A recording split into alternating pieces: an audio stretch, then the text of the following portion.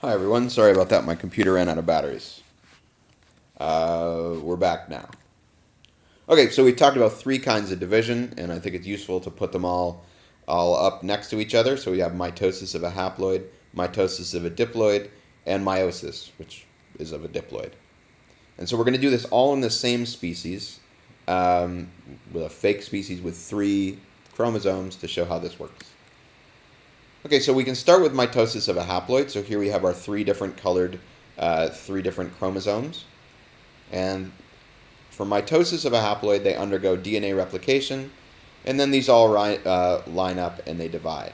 So if we have a chromosome number of 3, of n equals 3, three different kinds, three different colors, we'll end up with 3 bodies on the haploid mitosis metaphase plate.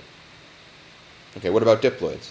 Okay, so this is not part of mitosis, this is fusion, but I want to remind us that a diploid cell is the product of fusion of 2 haploid cells.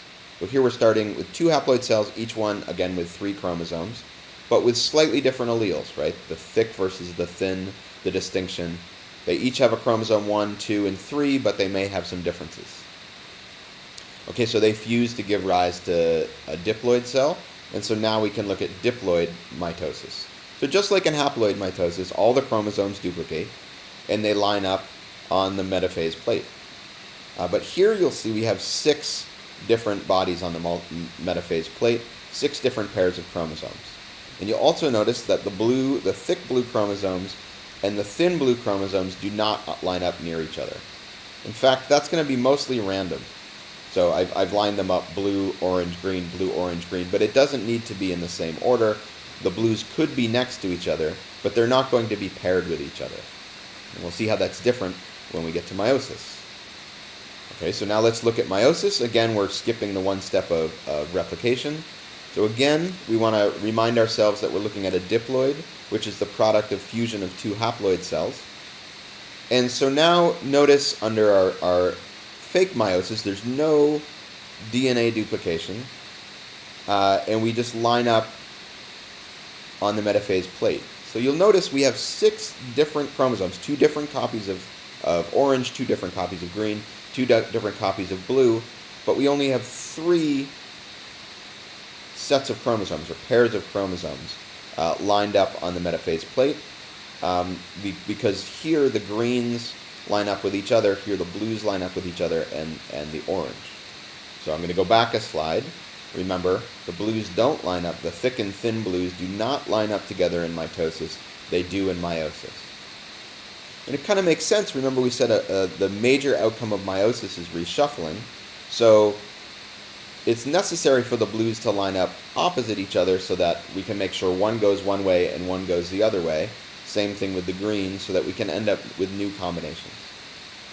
Okay, so those are our 3 different divisions and what they look like, how they're similar and how they're different.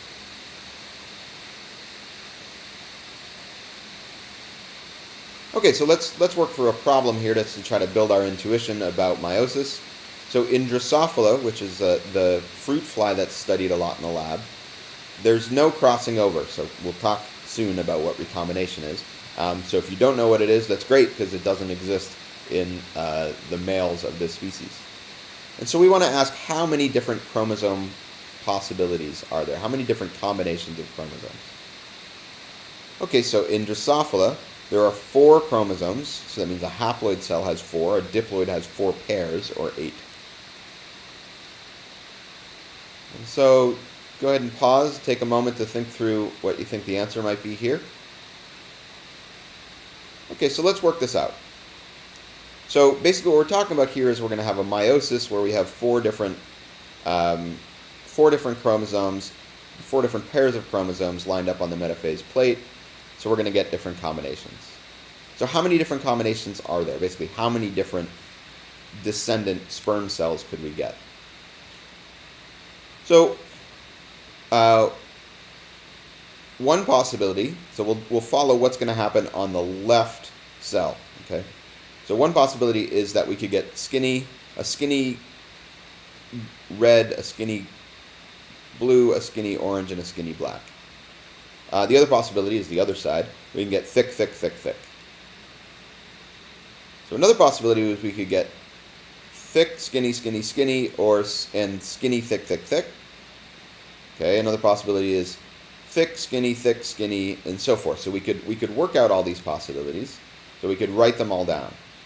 But we'd like to have a way of sort of thinking this through in a way that we could build it up. Because we have 23 pairs of combinations, and if we were to go through that, that would be a lot. Okay, so let's imagine if we just had one chromosome, then there would only be two possibilities. You either got the thick chromosome or the skinny chromosome. If we had two chromosomes, so now whichever red one you got, there's two possibilities for the blue. So if you got a thick chromosome, then you could get a thick or a thin blue. If you got the thin red chromosome, you could get a thick or a thin blue one. So we have our two possibilities, which are then multiplied by two possibilities. For each one, there's two different possibilities. Okay, what if we add in our orange chromosome? Well, now whatever blue and red combination you got, now you have two possibilities, either the thick or the thin orange chromosome, or here, the thick or the thin, or here, the thick or the thin, or here, the thick or the thin. So now we're going to take our 4 and multiply it by 2, because for each one we have two possibilities. So now we had 2 on the first line, 4 on the second line, and 2 times 2 times 2 is 8 on the third line. And what about for 4 chromosomes? So now we've got all our chromosomes, and things get a little bit crowded here. But basically for each one of these, so now for this one, we can add either a thick or a thin chromosome. For this one, we can add either a thick or a thin chromosome. For this one, either a thick or a thin, and so forth. And so we end up with that the answer to the question is just for however many chromosomes there are, we want to multiply 2 together that many times. So for 1 chromosome, it's 2. For 2, it's 2 times 2. For 3, it's 2 times 2 times 2. And for 4, it's 2 times 2 times 2 times 2. So for us, deep breath. It would be 2 times 2 times 2 times 2 times 2 times 2 times 2 times 2 times 2 times 2 times 2 times 2 times 2 times 2 times 2 times 2 times 2 times, okay, that was 17. So 6 more. Right, so that's the way that this problem is going to work. Just for each chromosome, it's a coin flip. So the take-homes here, it's just meiosis leads to different combinations, to new combinations of alleles, and that's important. That's the major outcome of meiosis. And to start to think about the differences and similarities between mitosis and meiosis.